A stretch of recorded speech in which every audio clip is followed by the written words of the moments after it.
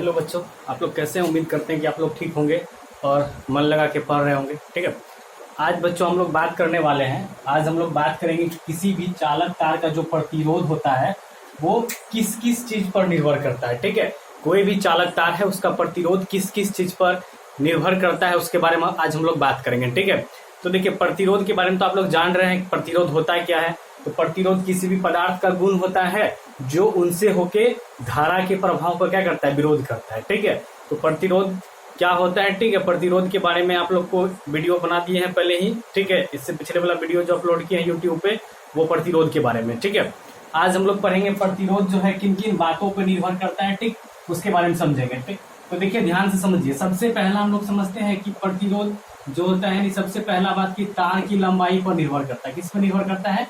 तार की लंबाई। ठीक है, कोई भी चालक तार है उसकी लंबाई पे प्रतिरोध निर्भर करता है। अब किस प्रकार से निर्भर करता है? कोई भी चालक तार है उसकी लंबाई पे हम बोले प्रतिरोध निर्भर करता है, लेकिन किस प्रकार से निर्भर करेगा?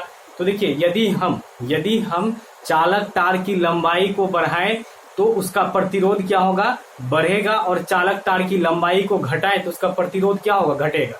ठीक है, यानी हम लोग कह सकते हैं कि प्रतिरोध जो होता है चालक तार की लंबाई के क्या होता है? समानुपाती होता है। क्या होता है?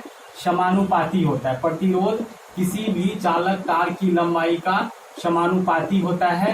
ठीक है, डायरेक्टली प्रोपोर्शनल होता है। ठीक है, क्यों? क्योंकि हम बोले कि चालक तार का यदि लंबाई को बढ़ाते हैं तो उसका प्रतिरोध बढ़ेगा, और लंबाई को घटाते हैं तो उसका प्रतिरोध क्या होगा? घटेगा। जैसे एग्जाम्पल के तौर पे क्या करते हैं, एक चालक तार लेते हैं। ठीक है, इसका नाम क्या है? AB है। एक चालक तार लिए, इसका नाम क्या है? AB, और इसका लंबाई जो है, इसका लंबाई मान लेते हैं कितना? L है। इसका लंबाई कितना है? L है। ठीक, और इसका प्रतिरोध क्या है? R है। इसका प्रतिरोध कितना है? R। इस AB एक चालक तार है जिसका लंबाई कितना है? L है, और प्रतिरोध क्या है? R है। तो हम बोले कि लंबाई को बढ़ाएंगे तो प्रतिरोध क्या होगा? बढ़ेगा। लंबाई को कम करेंगे चालक तार का तो प्रतिरोध क्या होगा? घटेगा। यानी चालक तार का मोटाई को सेम रखते हुए लंबाई को बढ़ाते हैं तो प्रतिरोध बढ़ेगा, और मोटाई सेम रखते हुए लंबाई को घटाते हैं तो प्रतिरोध क्या होगा? घटेगा। ठीक, यानी हम लोग समझ रहे हैं कि इस पे डायरेक्ट निर्भर कर रहा है। प्रतिरोध जो होता है वो चालक तार की लंबाई पे क्या करता है? डायरेक्ट निर्भर करता है। यानी हम लोग यहाँ से बोल सकते हैं कि प्रतिरोध चालक तार की लंबाई के क्या होता है? समानुपाती होता है। चालक तार की लंबाई के क्या होता है? समानुपाती होता है प्रतिरोध। ये बात हम लोग बोल सकते हैं। ठीक, जैसे हम लोग इसी में थोड़ा समझते हैं। जैसे मान लेते चालक तार का लंबाई फिर से हम बढ़ा दिए। ठीक है, फिर से कितना कर दिए? L कर दिए। कितना कर दिए बढ़ा के? फिर से L कर दिए। ठीक है, पहले से तो L था ही, फिर से बढ़ा के L कर दिए, तो अब टोटल लंबाई कितना हो जाएगा? 2L। टोटल लंबाई कितना हो जाएगा? 2L। तो लंबाई चेंज किए चालक तार का तो उसका प्रतिरोध भी क्या होगा? चेंज होगा। ठीक है, तो नया प्रतिरोध मान लेते हैं क्या होगा? R डैश, और R डैश किसके समानुपाती हो जाएगा? 2L के। और यहाँ R किसके समानुपाती है? लंबाई के। ठीक है, और यहाँ क्या है? R डैश जो है समानुपाती है किसके? 2L के। ठीक, अब ये दोनों में तुलना करिए, दोनों बड़ा कौन हो जाएगा? तो R डैश जो है बड़ा हो जाएगा किससे? R से। क्यों R डैश R से बड़ा हो जाएगा? क्योंकि हम क्या कर दिए, यहाँ पे चालक तार का लंबाई बढ़ाए, तो लंबाई जो बढ़ाए तो नया जो प्रतिरोध आएगा उसका मान क्या होगा? ज्यादा होगा। ठीक है, तो यहाँ पे चालक तार का प्रतिरोध क्या होगा? यहाँ पे चालक तार का प्रतिरोध क्या हो जाएगा? यहाँ पे चालक तार का प्रतिरोध ज्यादा हो जाएगा। ठीक है, यहाँ पे चालक तार का प्रतिरोध क्या हो जाएगा? ज्यादा हो जाएगा। R डैश का मान क्या हो जाएगा? R से ज्यादा हो जाएगा। ठीक है, तो एक बात समझ में आ गया कि चालक तार की लंबाई के समानुपाती होता है प्रतिरोध। चालक तार की लंबाई पे डायरेक्ट निर्भर करता है प्रतिरोध। ठीक, अब दूसरा समझते हैं क्या? चालक तार की मोटाई। दूसरा क्या? चालक तार की मोटाई।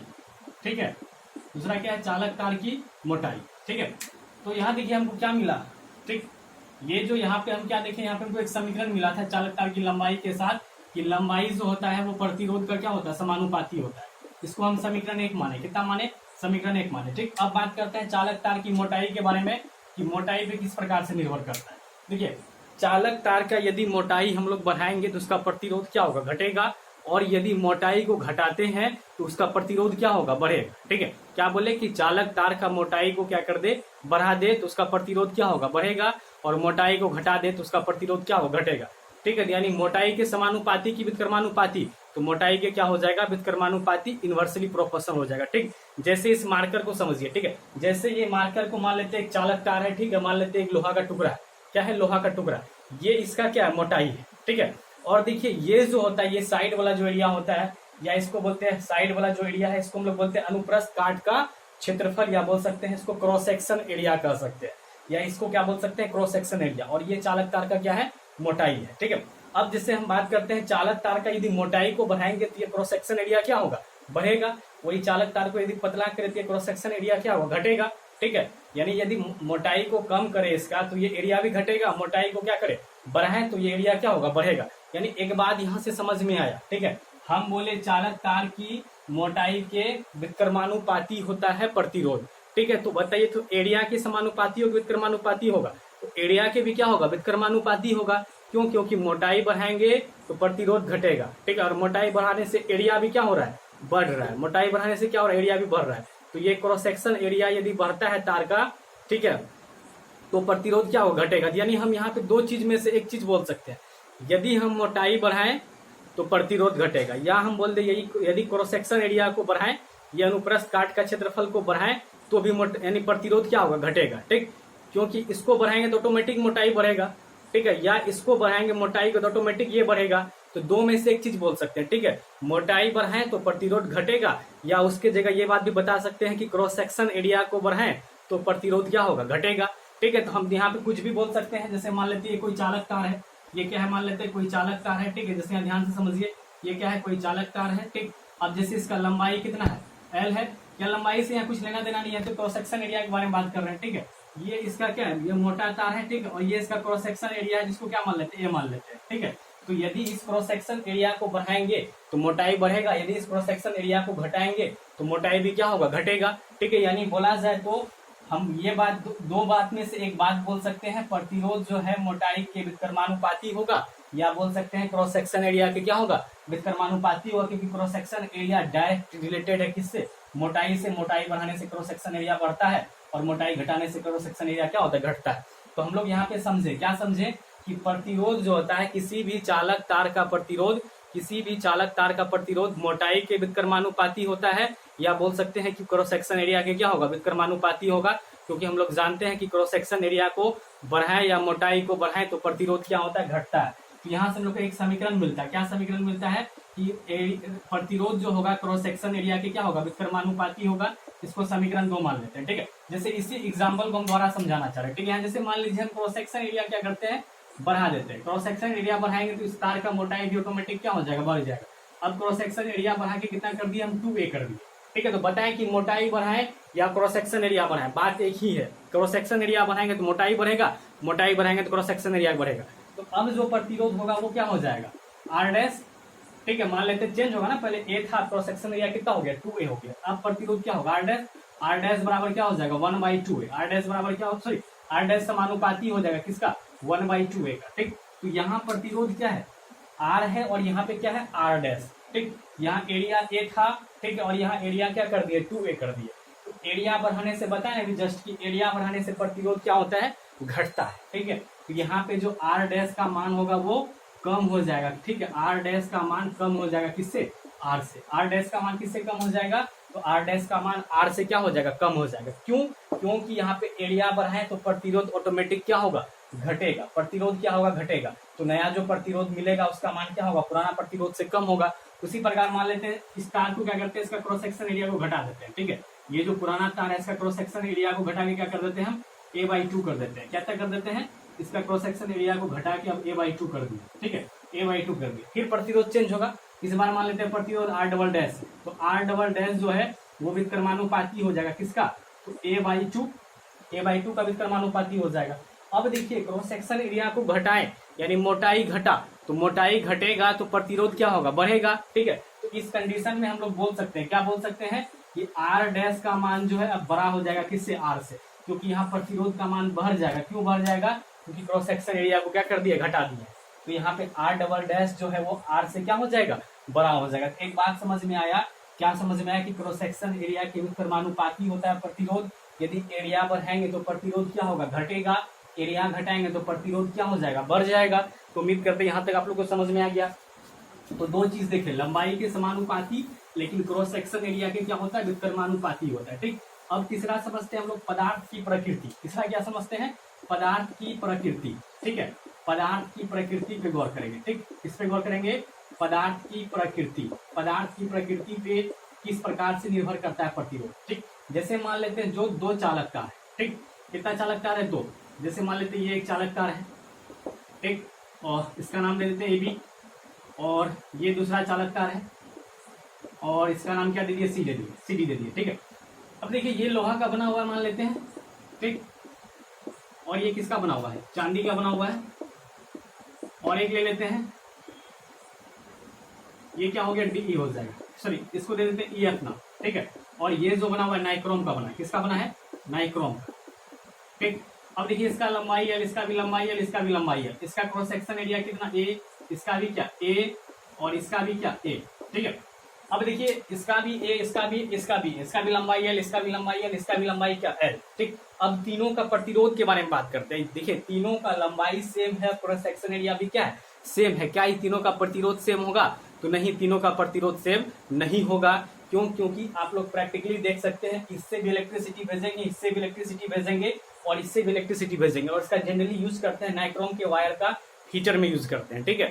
तो इससे इलेक्ट्रिसिटी भेजेंगे 1 एम्पियर, इससे भी भेजेंगे, इससे भी भेजेंगे, तो सबसे ज्यादा ये गर्म होगा, ठीक है। ये सबसे ज्यादा गर्म होगा, तो इसका प्रतिरोध क्या होगा, ज्यादा होगा। सबसे ज्यादा किसका हो जाएगा, नाइक्रोम का हो जाएगा। किसका हो जाएगा सबसे ज्यादा प्रतिरोध, नाइक्रोम का हो जाएगा, ठीक है। और दूसरा हम लोग क्या देख रहे हैं, दूसरा है लोहा और एक चांदी है।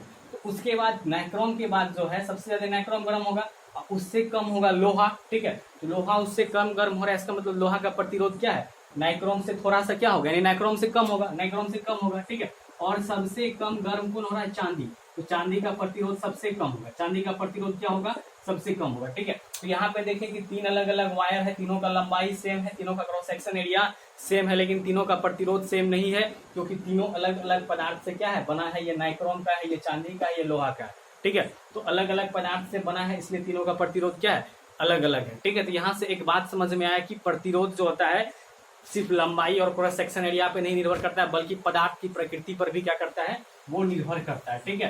तो उम्मीद करते हैं ये भी आप लोग को समझ में आ गया होगा, ठीक है। यानी क्या समझ में आया कि पदार्थ की प्रकृति पे भी प्रतिरोध क्या करता है, निर्भर करता है, ठीक। उसी प्रकार चौथा नंबर बात करते हैं तापमान के बारे में, टेम्परेचर के बारे में, ठीक है। किसके बारे में बात करते हैं, तापमान पे, या हम लोग ताप भी लिख सकते हैं कि तापमान पे प्रतिरोध निर्भर करता है कि नहीं करता है। तो तापमान पे प्रतिरोध क्या करता है, निर्भर करता है, ठीक है। जैसे मान लीजिए मान लेते कोई एक वायर है AB, ठीक है। AB क्या है, वायर है, इसका प्रतिरोध कितना है, R, ठीक। इसका प्रतिरोध कितना R है, इसका टेम्परेचर कितना रखे, 20 डिग्री सेल्सियस। और वही मान लेते लोहा का वायर है, ठीक है। क्या है, लोहा का वायर। अब इसी वायर को क्या कर दिए, जैसे मान लेते ये क्या है, इसी वायर को AB को ही क्या कर दिया, AB को ही क्या कर दिए, अब गर्म कर दिया। इसका प्रतिरोध क्या कर दिया, 40 डिग्री। सो इसको गर्म करके इसका टेम्परेचर कितना कर दिए, 40 डिग्री। तो देखिए टेम्परेचर जब भी किसी वायर का बढ़ाएंगे, किसी कंडक्टर का बढ़ाएंगे, तो उसका प्रतिरोध क्या होगा, बढ़ेगा, ठीक है। टेम्परेचर के समानुपाती होता है प्रतिरोध। टेम्परेचर को बढ़ाने से वायर का प्रतिरोध क्या होता है, बढ़ता है। तो देखिए टेम्परेचर पहले 20 डिग्री सेल्सियस था, पिता करती है 40 डिग्री सेल्सियस, तो नया प्रतिरोध क्या होगा, R डैश होगा। तो यदि पूछा जाए कि R बड़ा होगा कि R डैश बड़ा होगा, तो अभी बताएं कि टेम्परेचर बढ़ाते हैं तो प्रतिरोध क्या होता है, बढ़ता है। तो पहले टेम्परेचर 20 था, 40 हो गया, तो अब प्रतिरोध क्या होगा, ऑटोमेटिक बढ़ेगा, नहीं बढ़ेगा। टेम्परेचर बढ़ाएं तो अब इसका प्रतिरोध क्या हो जाएगा, बढ़ जाएगा। तो यहाँ से समझ में आ रहा है कि हम लोग R डैश का मान क्या होता है, R से बड़ा होता है। R डैश का मान क्या होगा, R से बड़ा होगा। क्यों, क्योंकि चालक तार का यदि टेम्परेचर बढ़ाते हैं तो उसका प्रतिरोध क्या होता है, उसका प्रतिरोध बढ़ता है, उसका प्रतिरोध क्या होता है, बढ़ता है। वही अगर टेम्परेचर बढ़ा के 60 डिग्री सेल्सियस कर देते हैं, टेम्परेचर बढ़ा के इसी का कितना कर देते हैं, इसका नाम दे देते हैं, अब क्या मान लेते हैं AB को ही क्या कर दिया, इसका टेम्परेचर अब 60 डिग्री सेल्सियस कर दिया, ठीक है। अब इसका प्रतिरोध R डबल डैश हो जाएगा। तो सबसे ज्यादा कौन हो जाएगा मान, किसका मान सबसे ज्यादा हो जाएगा, सबसे ज्यादा R डबल डैश का, फिर R का, R डैश का, फिर R, ठीक है। टेम्परेचर जैसे जैसे वायर का बढ़ाएंगे उसका प्रतिरोध क्या होगा, बढ़ेगा। तो एक बात यहाँ से समझ में आया कि पदार्थ का यानी कंडक्टिंग वायर का जो होता है प्रतिरोध या रेजिस्टेंस, वो टेम्परेचर के डायरेक्टली प्रोपोर्शनल होता है, टेम्परेचर पे सीधे वो निर्भर करता है। यदि वायर का टेम्परेचर बढ़ाएंगे तो उसका प्रतिरोध भी क्या होगा, बढ़ेगा, ठीक। तो चौथा प्रॉपर्टी भी देख लिए। अब देखिए हम क्या करते हैं कि दो समीकरण यहाँ पे माने हैं। एक समीकरण क्या माने हैं, देखिए एक समीकरण माने हैं क्या, R जो है लंबाई के डायरेक्टली प्रोपोर्शनल, और दूसरा मेरा समीकरण क्या है कि क्रॉस सेक्शन एरिया का जो है R इनवर्सली प्रोपोर्शनल है, ठीक है। अब दोनों समीकरण को क्या करते हैं, मर्ज करते हैं। क्या करते हैं, दोनों समीकरण को मर्ज करते हैं। समीकरण 1 एवं कहां से, समीकरण 2 से, समीकरण 1 एवं कहां से, समीकरण 2 से, ठीक है। समीकरण 1 और 2 पे हम लोग गौर करें, ठीक है। समीकरण 1 और 2 पे गौर करें तो लंबाई किसके समानुपाती, प्रतिरोध जो है लंबाई के समानुपाती है, लेकिन क्रॉस सेक्शन एरिया के क्या कर्मानुपाती है। जब दोनों को मर्ज करेंगे तो यहाँ पे क्या हो जाएगा, ठीक है, ये लंबाई ऊपर रहेगा और एरिया कहाँ रहेगा, नीचे रहेगा। लंबाई कहाँ रहेगा, ऊपर, और एरिया कहाँ रहेगा, नीचे। तो ये हमको मिलेगा, ठीक है। और आप लोग को पता है जब भी हम लोग समानुपाती का सिंबल हटाते हैं तो कुछ ना कुछ कांस्टेंट आता है। क्या आता है, कुछ ना कुछ कांस्टेंट आता है। तो यहाँ आएगा रो, क्या आ जाएगा यहाँ पे, रो, इसको रो बोलते हैं, ठीक है। इसका नाम वास्तव में क्या होगा, इसको बोलेंगे प्रतिरोधकता। क्या बोलेंगे, प्रतिरोधकता, ठीक है, रेसिस्टिविटी।